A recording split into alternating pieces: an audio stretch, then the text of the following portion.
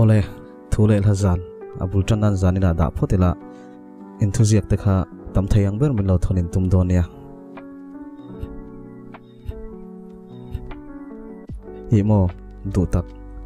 kanuna hian lokir le turin kaphut lo cha mase kathin lunga hian iom reng to tero min riat sakang chao nie lungrun ihlim hi ka duni mase kathin lungchunga ta nang pai bo tur chen min ti lola achan chumo irin aina sa hian ka mangai chesin ole engponi se dam takin tin ka thla mai nang cheo fanau mal tlon choya len lai par tlana dam chung ni toite chiar dunin khuanun mal somin veng chero se mangai lungrun Kennedy L. Triek aming kalam dan hi adik chelo mai thaya mar u naute changin ka channel te min lo ngai hlut saka kalom lu tuke di nei lo aya nga lo hlo na khovela hian nang nei lo che lo na hi ka wanga em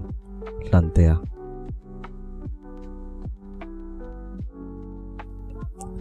achang hi chuan ithin lungkha ron chiar thiamin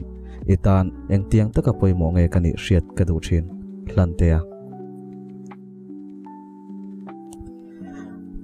ngam pataka kanin fo tran ni kha ilashem tho tran ni nithalin ka sia thole ni kha fole ni tin kannon sakhania nilaya khan min khilai zau takha zong chang tlak hian engte fanai kalsan le phatsan tok to nu ini wangin mangaina iring zau to lawa mase mangaina lo chu rin tur tak tak isi to si lo ni tero ikhwa hara luang suak lo turin imitui idanga ichung ril arum vong vonga risi lawin itap ker ker thin ithin lung hliam chu idoma ikun tlok tloka khovel thiam na ten antidam thailo cheni ti siani tero dam doi thaber chu natna thlen tu mangaina vek khani ti isia mase mangai tu che nia isiat khan a hliam na em mai chea mangai nei le ilawa chuti rol chuan mangai tu nei le i thalhel si idum na a chuai ma le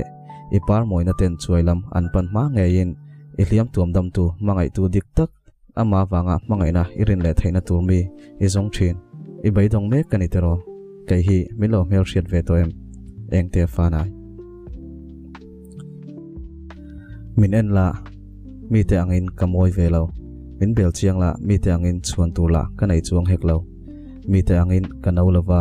hlim thla pho chu tlak po kanai love kan hming an lamri ka wanga mai on na tur la kanai hek lo pathian zara kaladama chokopuarin kalai theye tibak hanin chuan na tur kanai lo asin hete chunga min du ve tu chu du chia tibak i hlo don lo ania ma se chung ni na chu in bel ngama mi zinga ipungam don ani chuan kai point kadu lutuk che vote changte engwange min mangai ngoi tu te hoisana min mangai mi lo tu telam kan hoi tlat ni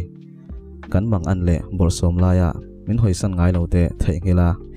enga ma min ngai lo tu te nai kan tum tlat engwange min mangai mi lo tu kan pan ruak ruaka atopa na takin kanom lea engwangin nge kan bulami kan kiangami mai min mangai em tu te kan mu mai thin ni nang le kai hi in en fiala thin lung na le ril runat aum lo ni mai tur sangte sisi ke ole khati zum kha ni ri sela thule la huang hi ti zum zel tla ka niam ti kha comment lama in lo sei bok don nia zir top ni zana in thule hlatenen kanin kom haule don nia